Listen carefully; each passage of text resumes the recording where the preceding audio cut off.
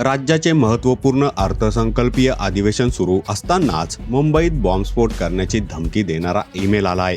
त्यामुळे प्रशासनाची मोठी धावपळ उडाली आहे.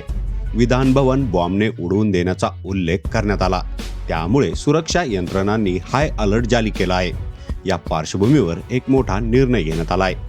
मुंबईतील विधान भवनात सध्या अर्थसंकल्पीय अधिवेशन सुरू आहे. या अधिवेशनासाठी राज्यभरातील मंत्री नेते विधान भवनात दाखल झाले आहेत. त्यातच आज सकाळी अचानक धमकीचा मेल मिळाला. ही बातमी वाऱ्यासारखी विधान भवनात पसरली आणि एकच गदारोळ उडाला. सुरक्षा यंत्रणाची चांगलीच तारांबळ उडाल्याचे पाहायला मिळाले. विधान भवनात बॉम्ब असल्याचा अधिकृत साईटवर धमकीचा मेल आला होता. त्यानंतर एकच खळबळ उडाली.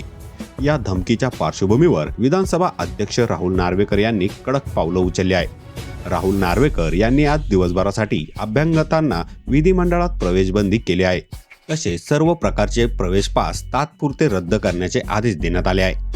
बॉम्बच्या धमकीचा मेल मिळाल्याची माहिती मिळताच पोलिसांनी आणि बॉम्ब शोधक पथकाने तात्काळ विधान भवनाकडे धाव घेतली. विधान भवनातील कर्मचारी आणि नागरिकांना सर्वात आधी सुरक्षित बाहेर काढण्यात आले. सर्वांना गेटजवळ सुरक्षित ठिकाणी उभं करण्यात आले. त्यानंतर बॉम्ब शोधक पथकाकडून इमारतीत तपासणी करण्यात आली.